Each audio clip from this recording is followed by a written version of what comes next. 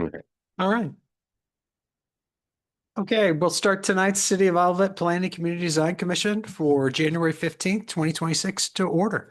Um, Miss Secretary, would you please call the roll? Certainly. Robert Giorgio, Present. Petrie Powell, present. Jenna Nat, any word on, no, absent. Tim Spiegelglass, Present. Sam Wallach, Present. Felicia's Ford, Laura Ragsdale. Present. Tim, you're so far away. If you want, you can move over if you. Let it also be known that our city council liaison, Councilmember Brian Lewis is in attendance, as well as staff liaisons, Carlos Trejo, Olivet's Director of Planning Community Development Department, Dawn Doty, Senior Planner, as well as Jack Carswell, Planning and Zoning Administrator. We thank you for being in attendance, and just for those who haven't been, I feel like I have some familiar faces, but we follow the agenda kind of item by item. We do have a time for public comments in the very beginning. These are related to items that are not on the agenda. And if you have something that you would like to talk about that's not on the agenda, and when we get to it, just please raise your hand and we'll ask you up to the podium at that point in time. We do ask anybody who comes to the podium to make sure that they state their name and address for the record. And we do ask that the comments, public comments, be limited to no more than 3 minutes. Just be respectful of everybody's time and make sure everybody's opinions get heard. It doesn't look like we have a big crowd, but sometimes we do. So it's kind of important in that regard. So thanks, everybody. Carlos, do we have anybody online? You said we do have a few. I believe There are a couple of people online. I believe they represent one of the agenda items, 1000 Llewellyn Lane. okay. And we'll bring them in once we get to that agenda item. Okay, I saw a I hand see raised. Colleen Studios and Paul Mert. So if you guys can hold off, we'll get there in a couple minutes. If they have a public comment that they would like, we would ask you to, when we come to it, to make sure you raise your hand and then we can bring you onto the panelists. Anybody who is online and when you are brought onto the panel, we do ask you to make sure that your video is on as well as your microphone is on. By default, most of the times those are muted and with no video. And it'll help speed things up if you're already looking for, how to turn those on. So, all right, Carlos, anything else? No, Chairman. And I will open up the Any announcements, slideshow. Carlos? No announcements. Good. Okay, good. At Any this point. public comments? Remember, these aren't for the items on the agenda. And I will tell you, if you do have a comment on the agenda, just to let you know, we go through the petitions. We typically speak staff first. They go through their reports. We ask questions and have answers back and forth. Typically bring on the petitioner, to help answer questions. And then at that point in time, for that particular agenda item, we ask for public comments. So sorry about missing that earlier. Jack, you should have reminded me. All right, good. So thanks, everybody. Since there's no public comments, we'll move on. And what we're going to do is we're going to jump around a little bit. We're going to bypass old business and jump right to new business, especially for the people who are in attendance. It'll help get so you don't have to wait around as much. Okay. So Carlos, we'll start with new business item A, 1000 Llewellyn Lane. Jack?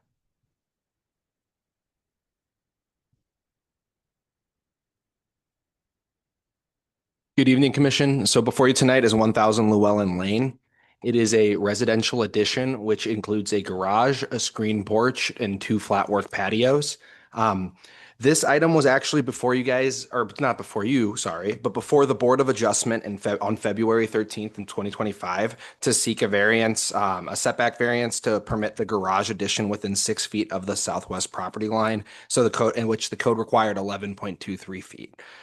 Since the board's approval, the project has been modified with additional improvements subject to the additional code criteria, which is including that engineered stormwater detention and the tree preservation and replacement standards per the ordinance 2821. When the item was presented before the board, one of the hardships that was discussed was one of the large existing trees that is in the back of the property. What was stated as the hardship was related to the root structure and that how the moving of the garage to the rear would affect the tree and be in that general vicinity of it was stated it would be underneath the drip line.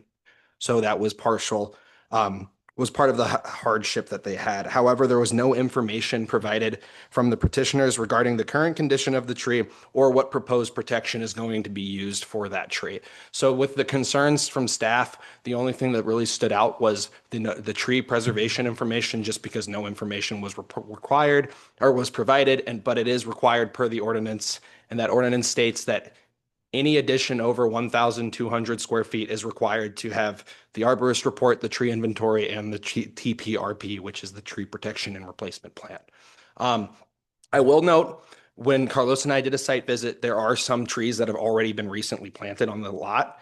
Those do not fit the minimum standards. They are below, by my understanding, below the 4 inches. So that's why they probably are not represented. However, I would like the petitioner to speak on that, because we have the lack of the tree information for me to really conduct a concise and comprehensive tree review to figure out, how many trees would be necessary on the lot and so on. Just due to the lack of that information, it was hard for us to conduct a quality review for that. In regards to the square footage, the proposed garage is going up to 672 square feet. The screen room is 215. Patio is 275.8, which is the one that is to the far left of the screen room. And then the patio on the right is 275.2 square feet. There were no concerns with staff related to the concept stormwater management review. They have to have an engineered system, and they've decided to provide rain barrels that are attached to the downspouts. They are going to have 2 150-gallon barrels and 3 50-gallon barrels. The 50-gallon barrels are attached to the newer proposed improvements. The 150-gallon barrels are attached to the far edge left of the home, because the home was built in 1957 and there was no required detention at the time. So and the improvements that they've had from 1957 to now, none of that ever triggered the stormwater detention to be put into place. So the engineers have calculated this to actually encompass the whole roof area of the home, and the additional smaller barrels will capture everything generated from the roof area of those improvements.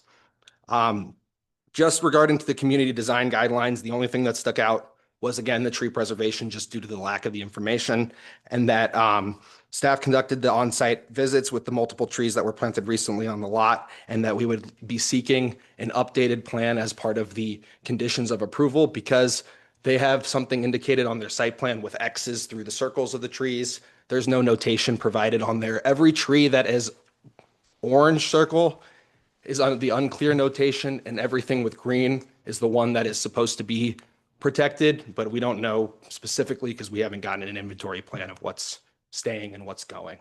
And if there is anything going, I'm under the impression there's nothing being removed, but we just want to make sure that we have all of that clear before we go down the building permit process. Have you talked to the petitioner already about? I spoke to the petitioner. I let the petitioner know that this is part of the requirements. They chose to not provide it. So I told them that they are able to approach the commission and have the conversation regarding that. Any additional components, Carlos? Is there another slide after that? I'm sorry. Okay, no, then other than that, I can answer any other questions with staff, as well as the petitioners online and the homeowners are present too. Okay, great. Thank you. Any questions for Jack? All right, seeing none, we'll bring on the Thank you. petitioner. Thank you.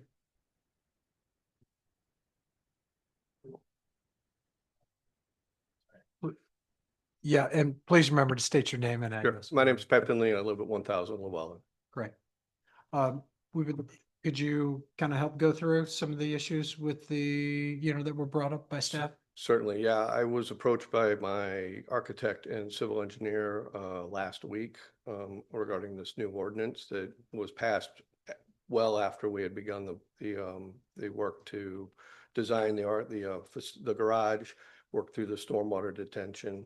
I looked to see whether, what it would take to accomplish that survey, and found there's a lot of questions that aren't answered that have substantial financial cost to me. And so I wasn't able to get those answers in time for this evening's meeting. The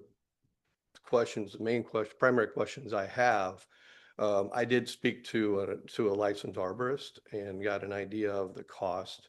But that would require consent by all of the neighbors adjacent to my property for the arborist to enter their private property.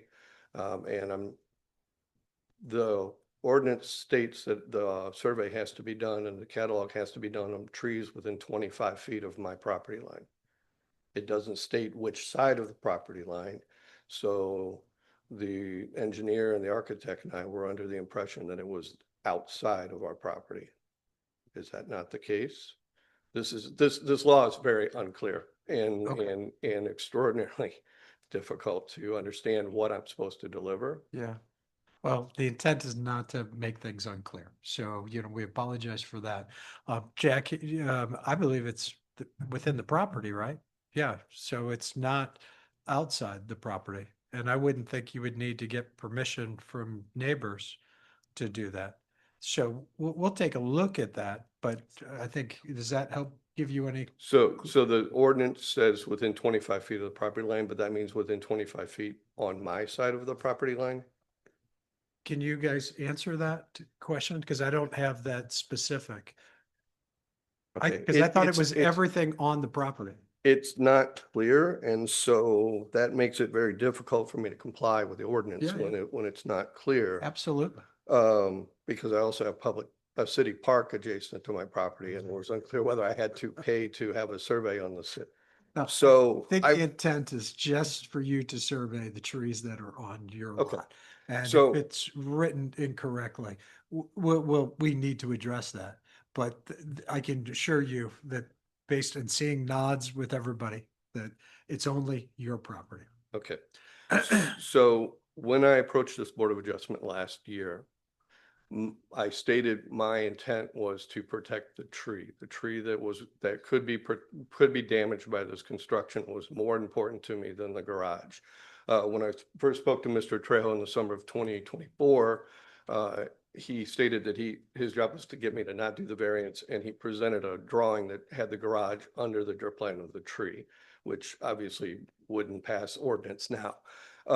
So my request, given the uncertainty and the lack of clarity of this law, is for a variance when, I've stated very clearly why the purpose of my variance was on the property line was to protect the tree. There's only one tree within the immediate area of the construction.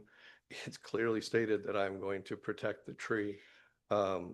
Obviously, I would protect any other tree on my property. Those are more important to me than the construction. But I was confused with this law, and so I wasn't able to get a quote and provide the report. Right, right. So your intent is not to take down any trees? I do not plan to take any trees down, correct? Okay, And further, the rain barrels, the reason we went with the rain barrels was there was no way that we could get a flow well and the Right. trenches in our yard that wouldn't put trees at risk. It would go through the roots. So we had the drawings revised, and the civil engineer worked with the Missouri Botanical Garden to determine where we could put rain barrels to comply with the stormwater runoff requirements very good, good. and protect my trees. Yes, yes, that's good. That's good. Well, I'm not sure how everybody else feels on this, or if anybody else has any questions, or has any strong opinions on the trees, whether we want to, require that, or go ahead, I Jack. just think from staff, we would just want to see what protection measures are going to be used on an existing tree. Yeah. Because they don't have anything regarding, like, if they're doing tree protection fencing or something, we put it in there. We would just want to see them. Okay, so and the tree protection fencing that's in this ordinance was clear and reasonable. So if we added to the plan we would put that, and I would put that against any tree that was deemed appropriate. I want to protect the trees, so putting a fence around helps verify that that's what I'm after. I have no quarrel with that. That would Okay. certainly, I want that done anyway. Okay, Do then the inspectors know looking for that fencing when they go out there. certainly. I would want that, so I have no problem with that. Good, good, good. So- Okay. I think from my point of view, I'm good with that, but how's everybody else feel? Think everybody else is nodding. We appreciate you trying to save the trees and doing what you can. So, Yeah, I appreciate the intent of the ordinance to Yes. keep Oh. out the green. and we'll look at that just to verify that it's clear. And if Jack, if you could check that out, and if you have any questions, maybe give him a call just to verify, because it's always a good way to double check, you know. Sometimes when we might be too in the weeds with it, you know. It's clear to us, but it's because we're the ones that are kind of putting it together. I read the ordinance when it came through the city council agenda, but I think I read it with the same eyes. You know, I understood the intent of the ordinance to Yes. protect trees, and I thought that was great. I didn't read it from being, you know, requiring to meet the law, so. Right, right. No, it's good to put, you know, to see it from the other side. So thank you Absolutely. very much. Okay, so what are my next steps? I'm sorry. Well, we have to, you know, see if there's any public comments, you know. I don't think there's any more questions from the council, you know, or from the board here, you know, from you. So Okay. we'll ask for public comments. And then we'll have some more discussion and then take a vote on it. And then if it passes, then Carlos and Jack will be able to kind of help you through the next Great. steps. Thank you very All right, much. thank you. Appreciate it. Chairman, 1 second before Mr. Finley steps down, because Yeah, you yeah. do have a couple of consultants in there. Is there anybody you want to bring up or that? Or as Only a- if there are questions for the architect or the civil engineer. Are there any questions for the architect or civil engineer? Seeing none, I think we're okay. So Very good. thank you. Thank you all. Okay, at this point in time, we'll just ask if there's any public comments related to this agenda item. Seeing none in the audience, if anybody who's online wishes to speak on it, just please raise your hand. Otherwise, we'll just give you about 20 or 30 seconds and then we'll move on.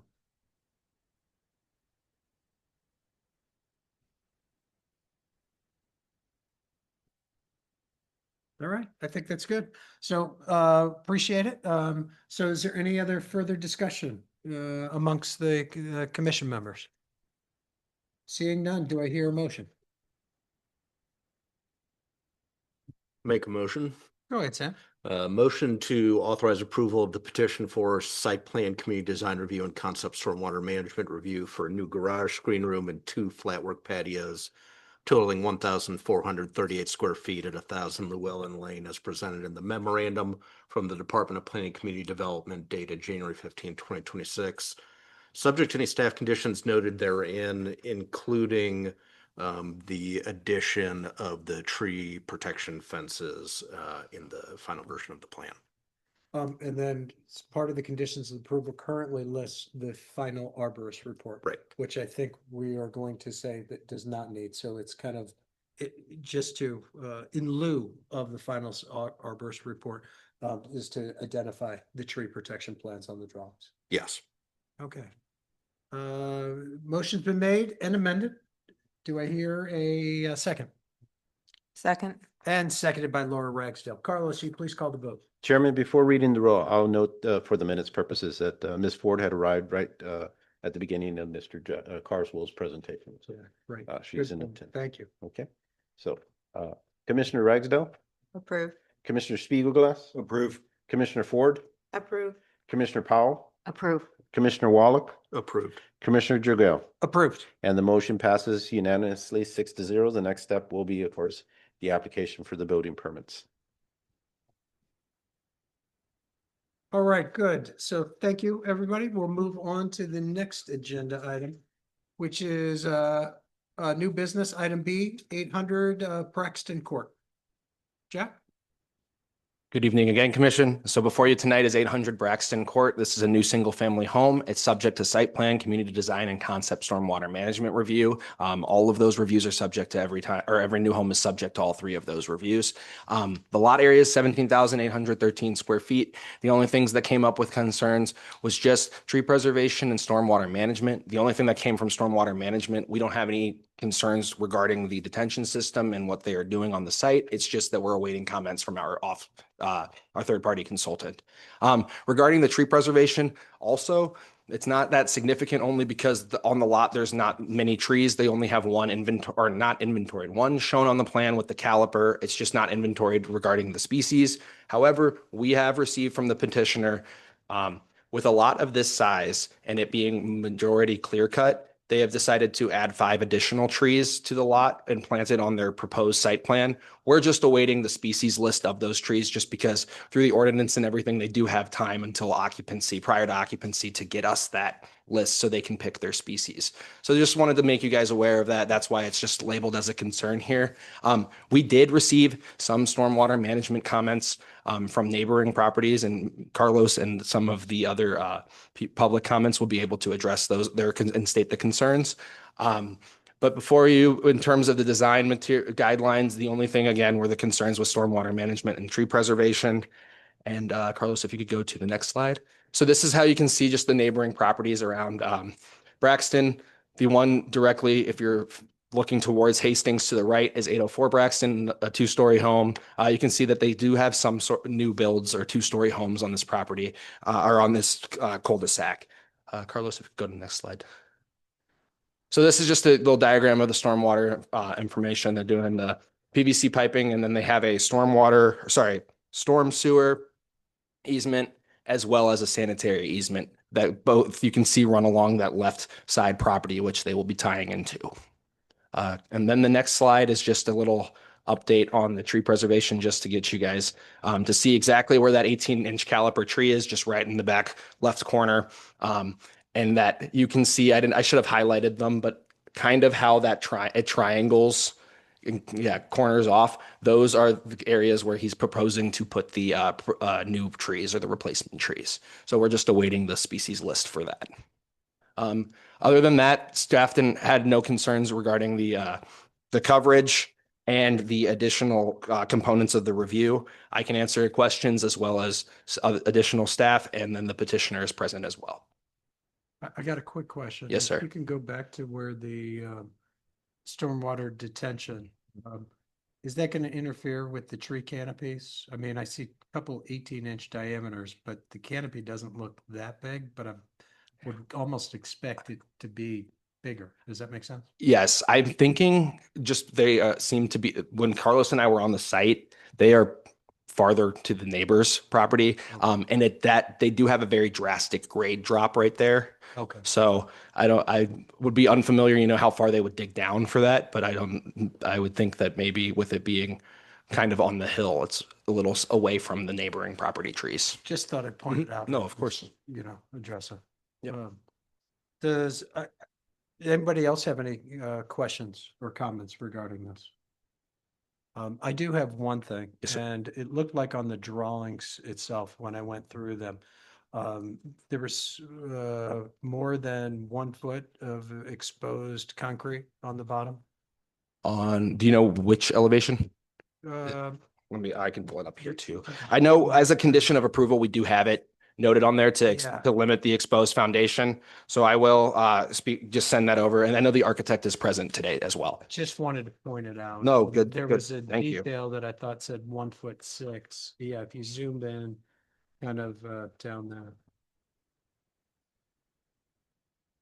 But maybe that's Yes. 1'6" to something else. So maybe that's probably 1'6" to the floor. But, I just noticed some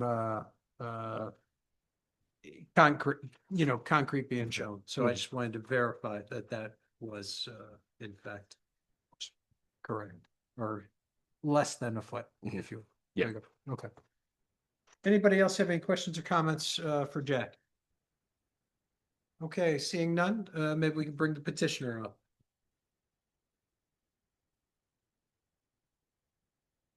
And as a reminder, we do ask you to state your name and address for the record. My name is Pavel Ivanchuk, address 101 South Brent Avenue. I'm an architect. Yeah. Thank you. Regarding the exposed concrete, that's actually supposed to be siding there, and those lines indicate battens that are embedded in concrete. So that information should be on the construction drawings, not on the ARB drawings, but that is intended to be covered up there. Yeah. I see my mistake. I apologize.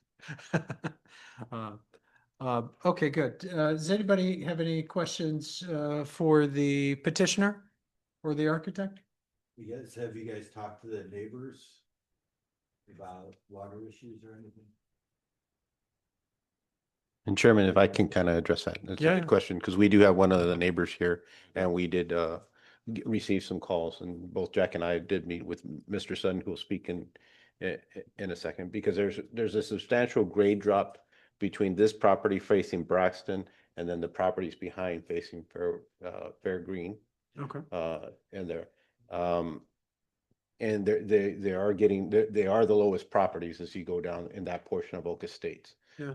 Mr. Sutton, who is here, will speak of that, has the lowest parcel.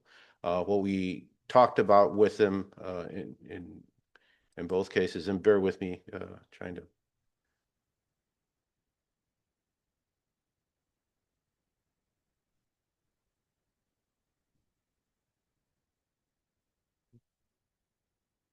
So there's the existing home on the house, Mhm. and all its downspouts release at grade. So you have like about 1,500 square feet of roof that's just releasing at grade, and then it flows down. Plus you have all the other properties north of this flowing down through this parcel in there. With this new house, the old house, and say 1,500, is being torn down. And the new house with this new footprint of about 2,500 is now capturing all that roof area. So we're actually taking out 1,500 square feet of roof area that was coming in and adding that additional 1,000. It's being captured and then going into the detention pit in there. That is sized per our requirements in there. And then typically there's a release point for that pit. So when you get a big storm, the intent here is to hold back some of the water and then allow for slow release after the big storm passes through. In this case, this pit will be interconnected directly into the stormwater system. So all that water, they're now going to be having a reduction of water based on the size of this home completely from the site. So the only thing that they will be incurring will be what's coming down from the neighboring properties, and then the flat work on the driveway, which kind of drains more towards Braxton or towards the north. And then however the finished grades are set. Fortunately, the way this lot is set up, it has such a back tail angle on the east side that there's no disruption or grading on that end. So that pretty much stays the same. So in essence, in our review, and we're still discussing this with our consultant, there should be a reduction of stormwater being generated from this site alone. Of course, the adjacent sites are still going to drain through this site and down to the lowest parcel or point in there. Now, as you look at these two, there are two parcels directly behind this house. Mr. Sutton, which is on the west, and he's got a street inlet right here, and that's really the lowest point. And that's where everything's draining right now, and all of that kind of comes down from this site and from the neighboring sites. To the east, on this home, they do have a ponding problem in their backyard. And what it is again, this lot on Braxton is at a higher elevation, almost 5 feet higher than the elevations of the homes to the south. And when they built the home on the east, and this was well before 2000, to the best of my knowledge, they mounted the house. Now we have regulations to avoid mounting. So when they mounted the house, they have a grade to the north of them that's 5 feet higher and a mounted house, and then they created this swell, and that collects water, and that's why that area gets mushy and such. And unfortunately, that then drains into Mr. Sutton's property to the east. So, long story short, this in no ways and mathematically should improve the amount of stormwater that's being generated off this site, because it's getting redirected into the stormwater system in there. I did talk to Mr. Sutton. Will speak to the commission in a second. Did talk to the neighbor in there. They understand what's going on, but they would still like to have a discussion with the developer if there's ways that something that they should do on their property while the crew's out that might be help facilitate some of the drainage on his side. My concern is yes, but it all will shift westward, because that's the way the grade's gonna go. Water's gonna flow downhill. Downhill is Mr. Sutton's property in there. So, there may be, some discussions between multiple property owners here if they want to solve an existing problem. But it's not something that can be solved up on this site. This site should help out and mitigate some of the issues they're having now. But unfortunately, we're at the two lowest points. If that makes sense. It does. It does. I'm wondering, looking at this photo, the area that's far to the right, is there somehow we could kind of either make a swale or put a storm drain in there, inlet there and tie it back into the system? And that's something we can talk with the developer. So kind of you'd have like a French drain inlet that would run into the system. Yeah. And there. Now, the one thing I would caution on, the intent of the system is to hold the volume of the roof. Yes. Since we don't know the volume of that. But given that the volume going in here is now being released directly into the stormwater system, then it's just kind of like a bypass, hold some water, releases water, hold Right. some water, releases water. That might be something reasonable, but we'd have to take a closer look at that. Yeah, or maybe just run it a secondary pipe, to that stormwater area. Understand? And that way it bypasses the retention system. Cause, I don't know, it's just. Well, MSD, the reason MSD will allow, a private party to directly connect into their stormwater inlet is they have like a system in place where they'll hold it so it doesn't get inundated during the storm itself. Gotcha. So, again, we can talk with our consultant and their engineer and see what we can come up with, and that might be something Yeah. reasonable if and we kind of did something similar at 11 St. Alfred, and maybe that that works, but I don't want to commit. Yeah, yeah. No, I get it. It's good to get the experts involved, Okay. but it could be a good place to, maybe we could put a rain garden over them, or something like that. Slow that water down a little bit and capture it, but I'll leave that to the experts. All right. Okay, so, all right. Would you be willing to kind of discuss some of these issues with the adjacent neighbors to try to come up with a good solution to make it better? I think I'll have the.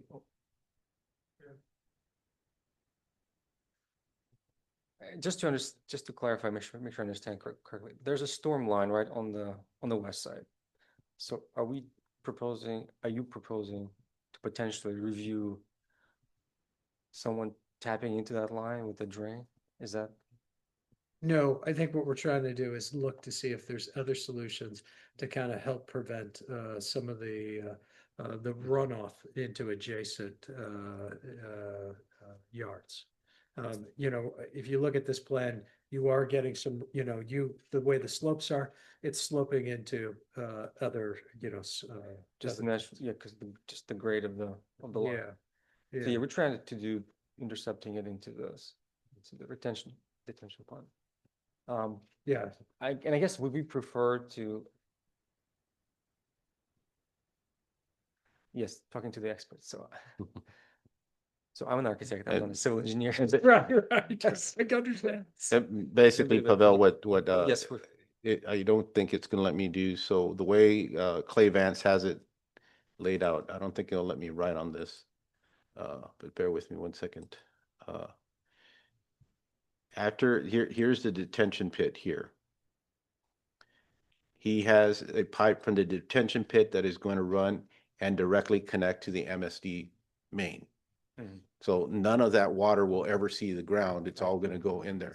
But what we would like to take a look at is to this detention pit is maybe run another line this way with a grate of some sort to pick up some of the water to go across.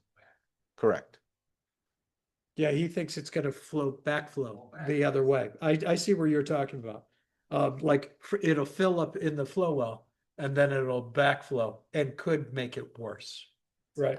Can I just That's- ask a question of process here? Our stormwater people have looked at this. Not yet. Not yet? Not yet. Oh, Not I yet. thought they had determined that what they proposed for the house that they propose is adequate to meet the needs, and suggesting that they need to go talk to the neighbors to talk to them and put their heads together. That's not a professional opinion, I'm having a hard time understanding, if stormwater experts have not looked at this and determined this, then let's let them do it. But if they've already determined that, I don't know what you are expecting, the architect and the developer to actually do. No, we've had this happen before where we have known water issues on a particular property. And so to see, since they already have the equipment out there, they're already making changes to see if we can get buy-in from the different neighbors there to try to come up with a solution for, to try to improve things. It's been successful in other properties to the benefit of multiple neighbors. This is very difficult. You can't solve everything, there's a limitation to it. But sometimes if you get buy-in with everybody to try to work together, you can definitely improve things. But that working together is amongst non-professionals. And to me, I would rather have a stormwater expert tell me what are our options here and whether that is something that you can afford. But that would be up to them to hire that professional. Okay, well, they Not like, for the city to tell us what to do. but they're, For them to do it, we need them to say, hey, this is what it is. This will help approve it. well, It's I mean, not they up to have, the city they've consultant. provided us with a stormwater plan. And I don't know, is it in our code that they have to solve all the water issues that are happening on Braxton Court? No. I mean, so I just don't understand the point of the delay is really more my question. It's more, if we want to send the stormwater folks back to see if there is something that they can propose to the neighbors that's scientific and not just neighbors getting together and saying, well, if you put a little garden here, it'd be helpful. I don't know that that's helpful. And that adds another month onto the schedule that just costs more money that way. It's just a point of question. Clearly somebody that knows stormwater has put together this plan. So why isn't that good enough? I think there's a philosophical thing that I think a lot of people on the commission have adopted, which is that we're only able to exert our influence on a case by case basis, and we don't have the authority to just go out to everybody all at once and say, you need to do this, except via adopting something through code.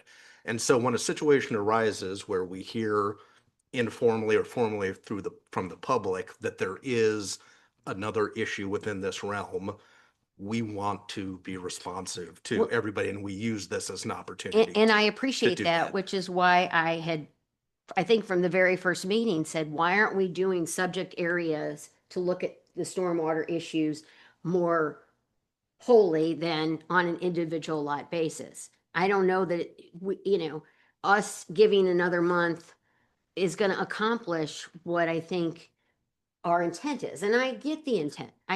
Because I'm a big stormwater person, but I don't think this particular applicant should have to do more without a framework for the whole area. And that framework needs to come from the city. Yeah, that's what we're gonna talk to, is have the stormwater consultant look at this particular area. We've had discussions in the past to try to become more holistic, to look at it broadly. And that's part of some of the strategic plans, is to look at things and to see if I think there's been attempts to talk to, who's the stormwater? Not Missouri American Water. MSD, to try to address some of these issues if we can. Yeah, So- and I'm all for that. I just don't know that this is the time or the place for that. I think we should be evaluating all of our neighborhoods to determine where are our big stormwater problems and look at them holistically. Yeah. And then we have something to work off. But to just say, go back and talk to your neighbors, Well, I'm just not when it's clear that somebody has done some mathematics here right? But we want to make sure that the neighbors can get their input of some of the existing conditions or issues that they have. Okay. So that it makes sure that when they are putting their designs together, those items get factored in, those items get looked at, those items get addressed. Kind of to make sure that we're not making the conditions worse. We want to improve things. Well, I mean, we've been told that the stormwater provisions of this plan accommodate the house that is being proposed. There's nothing in our code that says, oh, by the way, while you're building that house, you need to fix the stormwater problems that's coming in from other properties. We know that this house is being appropriately plumbed, for lack of a better word, because we've been told that. And so now we're adding to our code ad hoc that they also have to solve systemic problems in the neighborhood. Just, I'm sorry, I don't think that that's an appropriate approach. And Petrie, can we only enforce things if something adheres to the code? That should be the only that's what we've been question. doing. I disagree. I don't think that's true. If I can, and if we did that, none of these would come to you. We'd be approving them Right. administratively. This is what is the site plan review process. We noted, and Jack noted during the presentation and in the report, that there are deficiencies in this lot, and therefore the city has the right to talk about this. When we get comments from neighbors and all that, they know their turf a lot better than I will ever do, no matter how many properties we visit in there. And they brought these items to our attention. And by site plan review, you are obligated to take a look at both, not what's going on in the site, but also off the site. And it's my professional responsibility to bring it to your attention in there. One of the neighbors thinks, this is going to cause a problem that's already a problem. And I explained to them why it's not, but I have to bring that to your attention. The other neighbor, talked to them, they're the lowest property in there, and this should mitigate and relieve a lot of the stormwater that they are experiencing, but not what's coming off from the other sides in there. But that is what site plan review is. It's this thing where, somebody could come in and say they don't like the windows or they don't like the door. And because this is a unique lot, they have a right to express that concern, and the commission may or may not agree with them. Now, in terms, does this meet code? Yes. The consultant is hired to assist Jack and I and Don in reviewing the calculations, because we're not engineers, to review the calculations, review the volumes, and to make sure it works, and then just to look at the general grading. But then they too are not familiar with the turf as well as those property owners are. And, going out to the site, we talked about it and in there, and all we could tell is like, in theory and based on these plans, it's going to get better.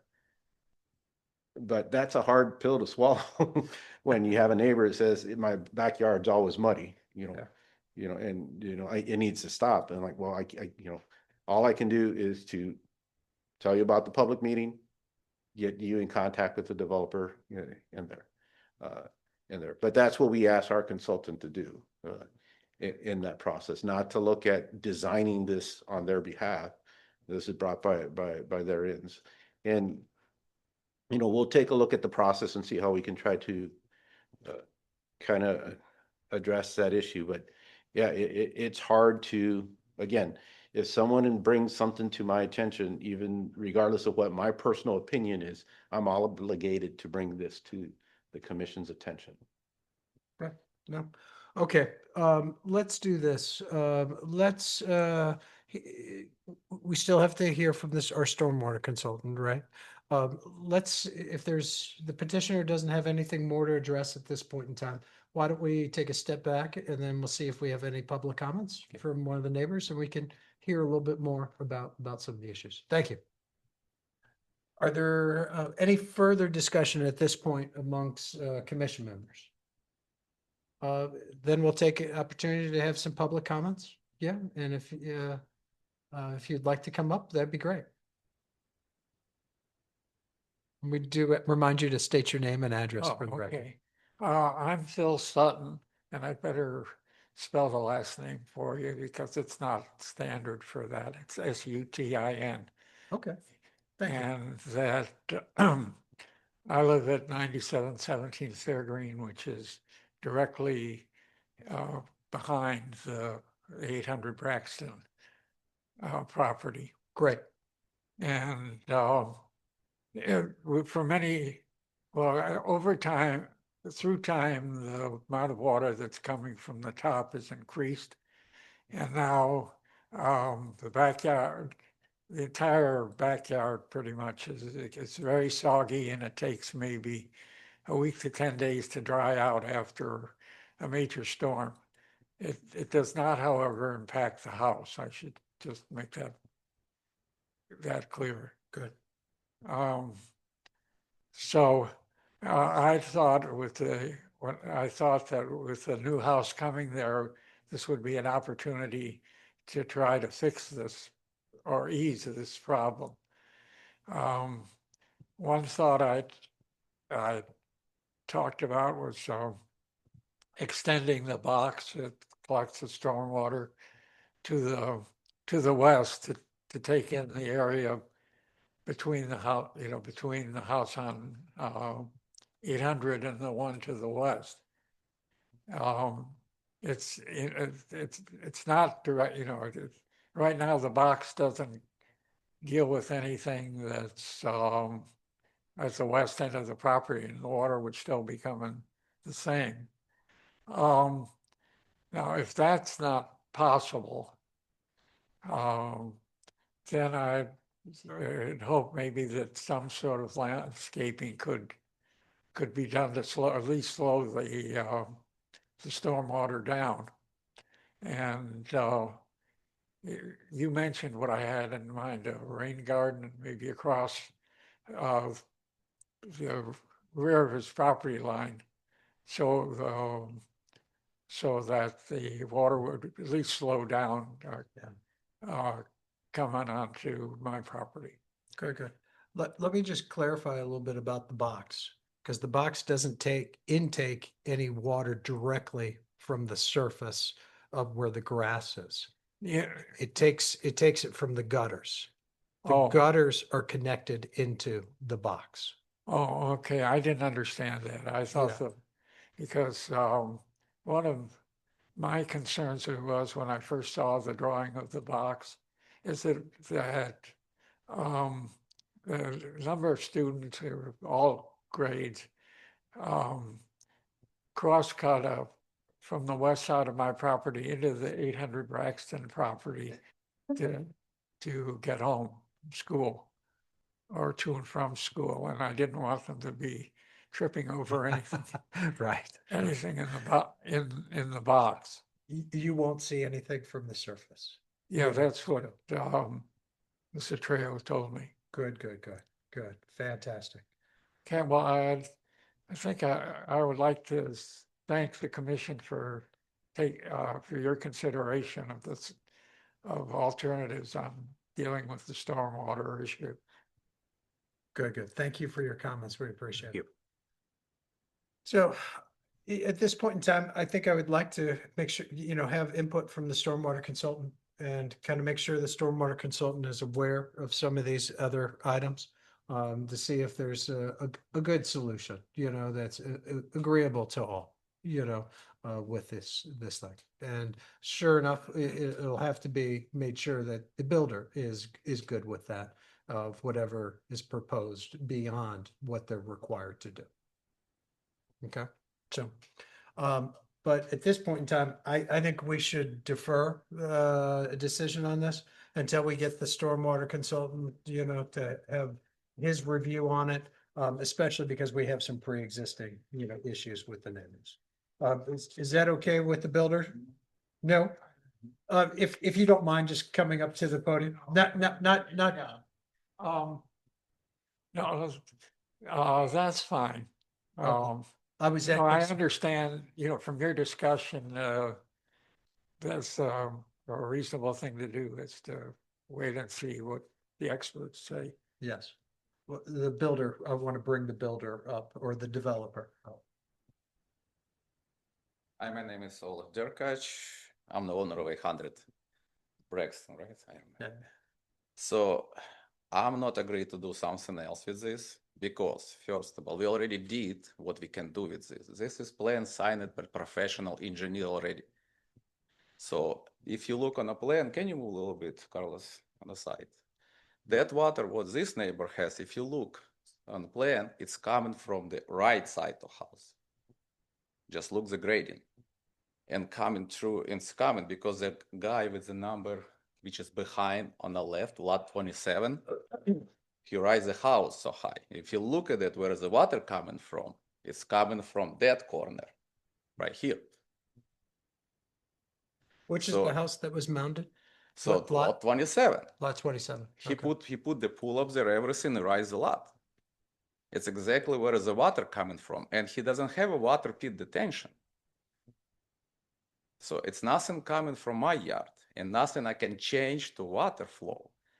So we already did, we already put a big water pit up there, collect the water more than it used to be collected before. So how you want me fix the like neighbor's yard? No. It's exactly what my No, questions. it's, What you expect more from me, from my engineer? We already talked about that. This is what we already just like twice more water we're gonna hold in my property. Plus, it's gonna be connected to the water drainage system. Right.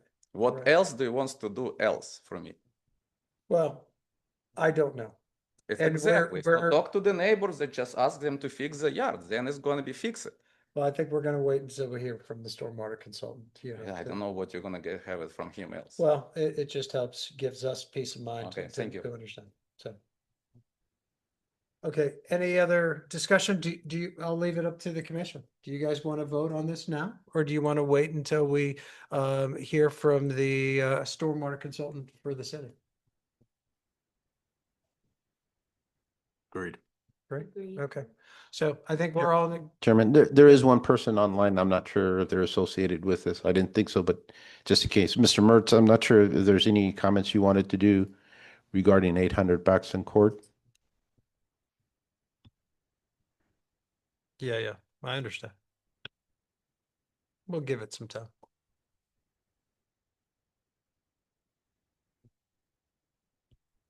Okay, seeing none, I think we will defer this until the next meeting, you know, until we get the answers from our stormwater consultant for the site. So thank you, and thanks for understanding. Okay, we'll move on to item number C, which is the text amendment of Article 16, accessory structures and uses and rooftop solar panels. Carlos? Okay, Chairman, this would be a new item and they're being introduced to the commission. Bear with me. Let me catch up on the slide presentation in here. One of the council encouragements was to streamline the process for the placement of rooftop solar panels. In the agenda, we provided various resource information from other communities and for the American Planning Association regarding rooftop solar, regarding solar energy and equipment. In there, this is just solely to focus on the placement of rooftop solar panels to codify the criteria that the commission has guided staff in their review and assessment and make them part of the code and not have to bring them to the commission's review. So right now, the commission, as long as they are parallel with the roof plane, kind of contained within one area, centralized and of a color consistent with what you would normally see on a rooftop. You have authorized that we can or initiate the permit process, but we always bring it to the commission's attention in there. When they are facing the street or they're scattered in different parts of the roof, they got some on the south, some on the east, or some on the west, or they're angled, we bring them to the commission as a formal item back to the commission for a vote before we start any of the permitting process. What we're asking the commission is for the exception of those that are angled in there, so they're not parallel with the roof plane, or if they have a roof plane that's in excess of 45 degrees where their placement is, because then you get some glare concerns. This ordinance would allow, somebody just to apply for a building permit is supposed to come into the commission. The only caveat here is that this would allow somebody to put them towards the street without a commission review. We have, and in your packet, there are about 54 solar panels permits that have been released in there, and it's a pretty good area. There's one on Forsythia and Grandview where they're angled, so the property has a flat roof, so the solar panels are actually propped up from the roof. Those I'd be more comfortable that the commission has the opportunity to review in there. But then we have various locations. I think Glen Mary, or no, Sleepy Hollow. The most prominent one is I believe it's Crab Apple in Ingle Lane, in where the petitioner actually has the solar panels on the front plane facing the street in there, and they've become pretty common in there. So this is what that language would do. I'm just introducing to you the language that's being proposed and not expecting the commission to have any action. We're not under any time criteria. I do have a motion if you want to consider it, but I would ask the commission to kind of look it over and think it over. I provided all 54 permits, copies of where they're placed, and if there's information you would like us, or if you want us to take us some additional pictures so you can see it on the street, just let us know, and we'll bring this back to our next meeting.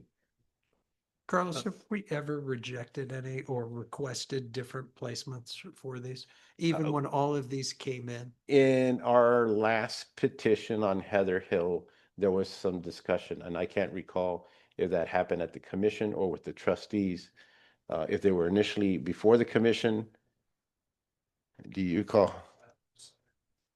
Yeah. That we took other folks to the commission. I think they weren't all grouped together in the same plane, and we had the discussion about it, but they approved it. The commission was at the eventually discussion led to.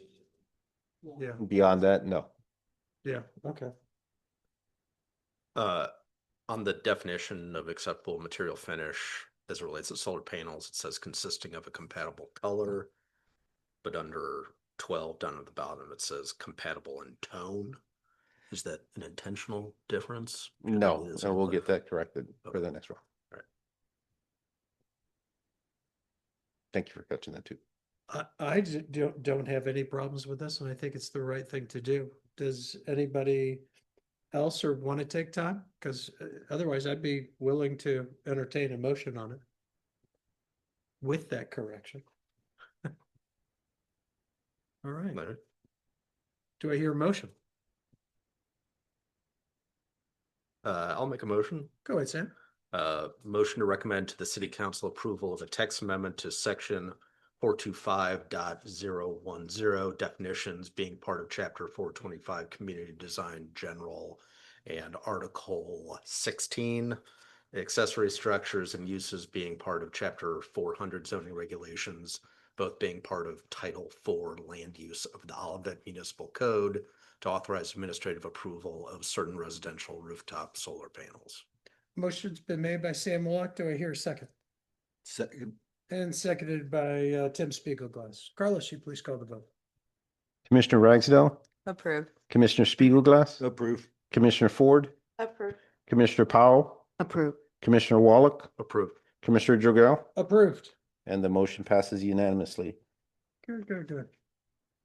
So the next step would be, we'll get this revised and then scheduled before the council, probably their second meeting in February. Okay, fantastic.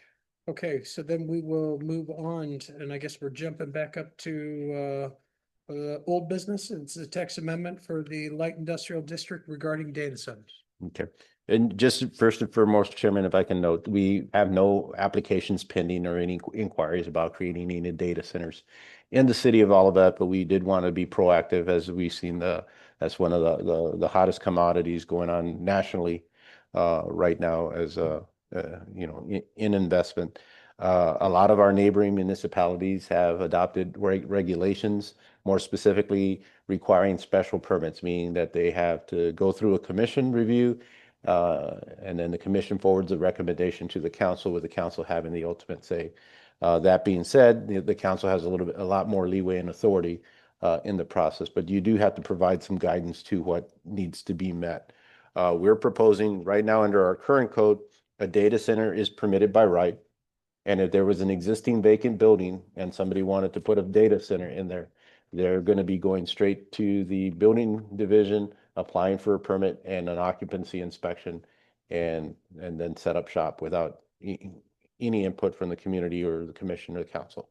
What this would do would be that it would have to go before the commission first and then ultimately approved by the council through an ordinance. So what we would do is we would establish a definition for data processing, hosting, and related services.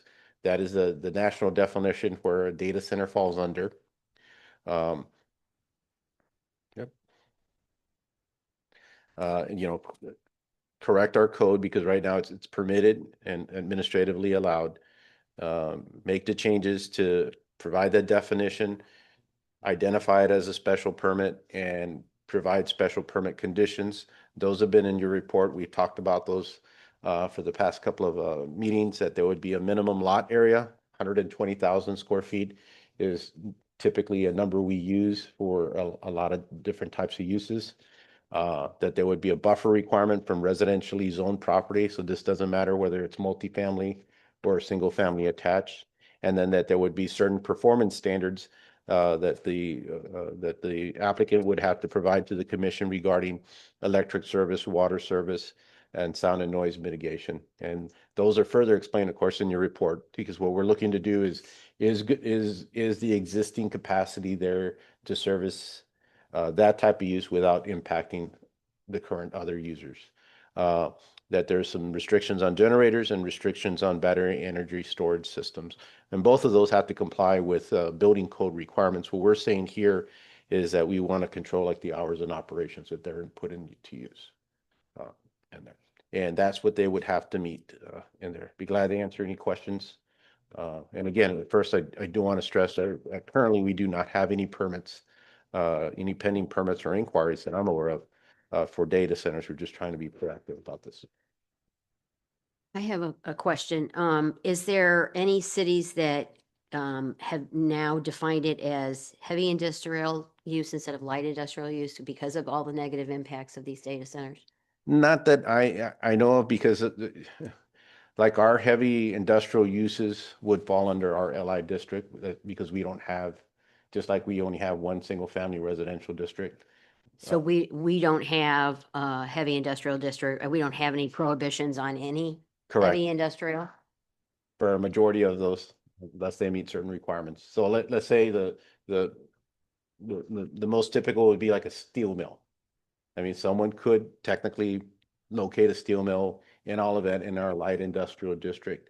But there are certain performance standards in that district that they'll have to meet, and then the fire department and Is that, are those standards high enough to cover the data center use? No, I don't Thanks. think so. I think these here, the performance standards and the regulations would, but not in terms of like what we've considered traditional heavy. You know, they don't generate like coal and smooth. No, but they sure generate a lot of objection from most neighbors That is because correct. of the noise, water use, Correct. utility use, And that's what this, tax incentives that we can't afford. I mean, those are all things that are probably as important as anything else. So I guess I'm struggling with why we have to allow this use at all. Why can't we just say we're not permitting this use? Just like if we wanted to put a hog farm up north, would we do that too if there's not anything in our code that says we can't put a hog farm there? I don't think legally that we're, Okay, so it is possible to ban a use, is what I'm hearing. I don't believe so. Okay. Well, I mean, sorry. It would require a special use permit, and that's what we're suggesting. Yeah, I understand what. So- the But suggestion is. I think to that point, we can't say this particular type of business can't do business here, but we have special use permits, and then during that special use permits process, we can deny it through the special use permits because we don't like it or it doesn't meet those things. Well, it has to not meet those things, I Exactly. believe, because you look at the Quick Trip or all those other things that have come out recently, Yeah. you can't ban something. You get They have a to- right to use it. You can restrict things. We can put like what they call reasonable standards. And those reasonable standards, I hate to say this in publicly, but they don't have to be reasonable. You know, as long as you can substantiate it and put them in place. It's vague. And we've done those. I mean, you know, the most famous type in the planning world are, you know, adult facilities. You know, we can't say, we can't ban them in our city, but we have put in place specific regulations and standards to try to minimize and restrict where their locations would be. And now we've done the same thing with cultivation and dispensary, not dispensary, cultivation, manufacturing and storage facilities of cannabis. It'd be very difficult to try to locate a facility and all of that, but it's not totally impossible. Right. Right. I do have a question. I've heard the term load test with data centers. And I'm not sure if that's generators being used. Tim, do you know anything about that? And it was on a project where somebody was doing a load test at a data center. All the ventilation systems were running at 100% capacity. And unfortunately, it was, I won't get into what happened, but something happened. But I could imagine that would generate a lot of noise. So I'm not sure if a load test needs to be specified for, you know, a certain. Or would that be timeframe. different than, were they measuring like how much electrical was going on to operate at a full capacity? Yeah, I Or don't. was it? Yes, yeah, it's the same thing, like they flush all the toilets at one time. Yeah. It's a big place, so Yeah. They try and So that is in get the the perform. I didn't understand what you were getting, but Okay. yes, that's part of it, but you're gonna have the same problem with fire alarms, with all those things, when you're testing. Yeah. You know, that's part of it. Okay. You want to hear, you want people to hear what's going on. Okay.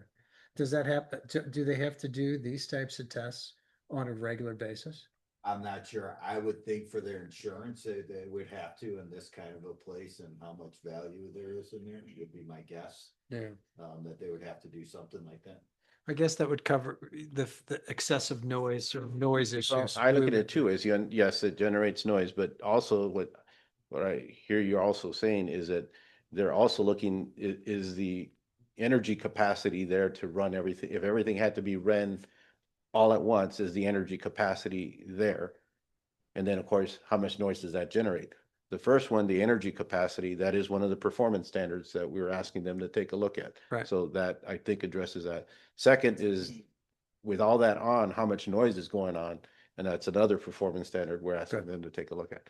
If I understand you correctly. Yeah, as far as I know, it was just, it's something that I didn't know exactly what that meant, but I didn't know why they were doing things. You know, I heard it was called a load test, but I knew it was a noisier, time, as part of it. So appreciate the info. But I agree. I think that we would have it already addressed. So do you anticipate any more changes to this? Unless, not, based on our discussions, unless the commission wants to, increase some of these numbers or so. I caution you in the buffer, because again, we have to have an area allocated, a reasonable area allocated in there. And Don did put together some maps for us to take a look at in that process. And then two, if there's any other things that, we talked about it a couple of times. We looked at what other communities were doing. So for instance, Creve Coeur just says they're requiring a special permit, where in Clayton, they're asking for more than just, it's not just a special permit. We also want these things in there, and that's where some of these come into play. So Have we had the city attorney review this? not yet. So we can have them take a look at it before consideration. We can also have the question addressed about the prohibition completely. Yeah, Because then at that point, you're kind of like at a moratorium or a prohibition. right, right. So yeah, data centers in that definition, I just, data touches so many things. And I'm worried about, that definition of how you're defining, is the computer lab that, is fixing computers in this process. I mean, that's a lot. Data And processing. I think every business around here might have a server room, which you could argue is a data center. It's not what we mean reasonable, but it becomes an interesting conversation. And just some background. So what we use is the federal classification that's provided by I think it's the Labor Bureau or so. So that definition is the common definition that's used throughout the United States, Canada, and Mexico for the data center. Because I did note at our last meeting, Charter has a major knock facility here. And what they do is that they're like the highway. They're just transmitting stuff where a data center actually kind of hosts. And we didn't want to impact Charter. Charter's been here for ages and without any issues or so, but their major I don't want to call it hosting area is just down the block from here in there. And when we put together our 2004 comprehensive plan, we saw that as a Benefit. major potential opportunity to exploit because they have all these cables coming in. Unfortunately, this wasn't the big issue at that point. Now, under the current comprehensive plan, we want to be a little bit more considerate on the type of industries in there, and these aren't the highest and best type of uses when you have limited land availability. And then there are the sustainable and environmental effects that these are having. So we'll have that draft sent over, and then we'll have her provide some comments, and then I'll ask her about can it be completely prohibited. Good. I think that's great. All right. Any other further discussion on this item? Okay, good. We'll move on. I think we're moving in the right direction. So we'll go to item 5, 2024 comprehensive plan update. Carlos? Okay, so I think we are done with our surveys completely. Ms. Doty has accumulated all the data and put that together. And it was posted in the agenda link for you to take a look at. And you'll see every goal along with how the commission prioritized each individual potential community action in there. We have, of course, the ones that were put by council, and then those by our comprehensive plan by grouping along with those of the council. It's a lot of reading. I'd hope everybody takes some time to take a look at those. At our other meeting too, we kind of talked about, well, what are some easy fruit to take off the tree in there in terms of there were not classified as a priority. So we're starting to take a look at that, and we'll break that down for the commission. It does not appear that we have anything scheduled for our first February meeting, for the exception of maybe this home and the stormwater. Yeah. And I don't think that should take too long. So we hope that we can get a good commission discussion and start to outlay some, a schedule of what we would want to get done before the end of this calendar year. Great. On different amendments and those. A lot of things that we kind of heard in terms of the prioritization is on housing and lot sizes and density in there. And they're called all different things, but since I've been here, and I think in 1985, the city went to one single family residential district, and we used to have like 4 or 5 different districts, and we went to one district only. And so now everything's kind of based on that, and that might be probably one of the main things is to kind of look at that and consider individual districts. Like Chevy Chase is completely different from High Acres, and High Acres is completely different from Stony Side. in there, and we're applying the same standards on both ends. Now, we use percentages to take, the differences in sizes into account, but sometimes they work both ways. It could be good and bad in there. We may start taking a look at that. The other thing is about the bulk and height standards. We did a big assessment back in 2004 and in 2008 that led to the guidelines and to what we codified, because we never had caps in the zoning in our residential districts. We might want to reassess those numbers again and take a look at those in there, and then how the commission feels about multi-unit type of structures, whether it's a 2-unit structure to a 4-unit structure to attached unit structures like across the street in there. The other thing was on the environmental sustainability side, stormwater, and a lot being dealt with the type of plantings and trees being used. And then a third one was the Olive Boulevard corridor in terms of uniform appearance, funding, and adopting more native type of plantings as opposed to the general streetscape plantings that we've allowed in the past in there. So hopefully that gives a nutshell. If there's any questions, all three of us would be glad to answer. Yeah. Any surprises? No, I didn't. Yeah, okay. And I I've was just worked it curious last from, while.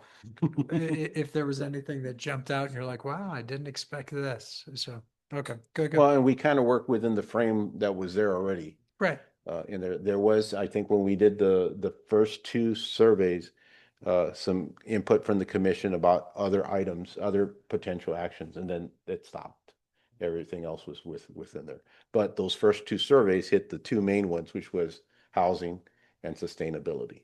Right. So I wasn't too surprised with that. Okay, good. Fantastic. All right, so any more discussion on this item? Okay, seeing none, let's move on to other business. I see meeting minutes are here. Jack, you've been busy. I appreciate it. And pretty recent dates on this. Jake, did Very we skip impressive. like 6 months of meeting minutes, or how did this happen? I'd like to acknowledge receipt of the December 18th, 2025 meeting minutes. That's the last meeting, right? Wow, are you up to date? Wow, very impressive, Jack. All right, good. So if there's no other questions on those, or if you see any comments or issues that need to be addressed, please refer to Jack to get those corrected. We'll move on to reports. Carlos. Just a couple of things so the commission is aware of. Things are going well at Lot 3 at Olive Crossing. The Brass Tap and the Paris Baguette were guests at the Coffee with the Mayor. If you have a chance, they are posted online. Both of them great couples, really anxious and eager to be part of our community and looking to open by late February, early March in there. So pretty exciting. And they had positive things to say about the diversity of the community and just the people in general in there. We haven't had anything submitted for Lot 6, which is the hotel in there. They do have a council deadline to start moving dirt by the end of January.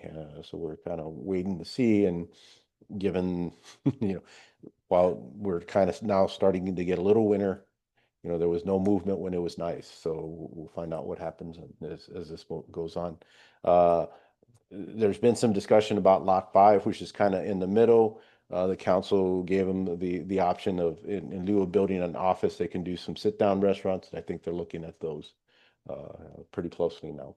Irvington Place across the street, it's looking great. It's coming in place. They were pouring the sidewalks on Alice. Looks very sharp if you get a chance. I mean, that part of the city was fully disconnected from everywhere else.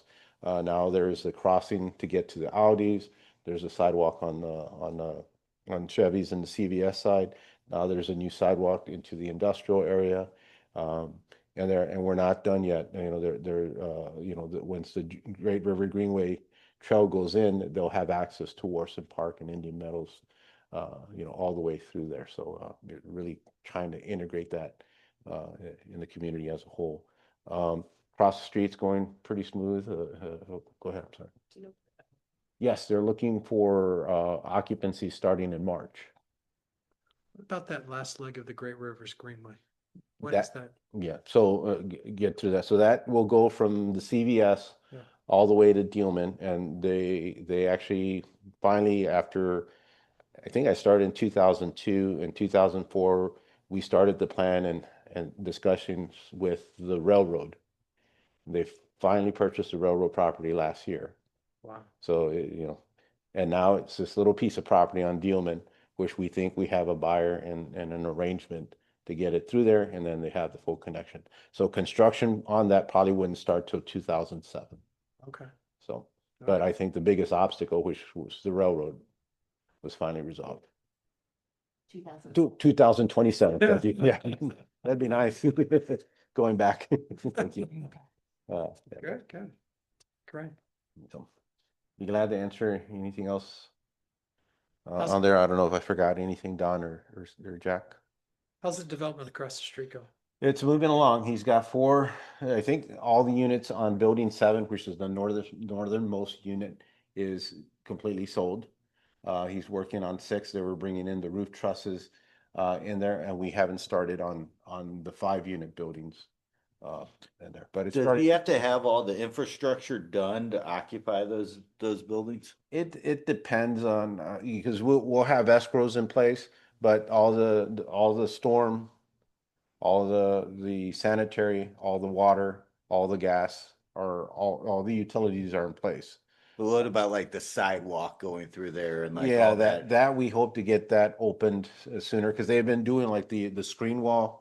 They Mhm. started work on the screen wall behind buildings, what I'll call 7 and 6 in there, but they kind of stopped midway in there.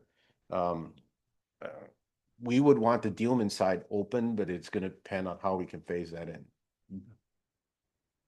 So, and I would think, I mean, for us, it would be nice to have that sidewalk fully open and put in place. I think it's about time. I'm not gonna lie. I think it's beyond. We'll push on that. Good. All right, that sounds good. Anything else? Oh, go ahead. The little property next to the Oliver, Yes. the little green space yeah. property. They were at the council approximately about a year ago, back in February. We hired a consultant to look at the road right adjacent to that, to look at acquiring a strip of property and relocating the entrance in there to align it with Plant Haven, so they'd be directly across. An ultimate goal would be then to try to pursue a signal, but it's going to be tough because the light at Indian Meadows in there. But they allowed that to happen in Creve Coeur at the Bear campus, so we're kind of hoping they give us some flexibility in that process. Yes, but that is our city center, and that is the type of environment we want to create, so it's more pedestrian friendly and easier to cross from that point from point to point.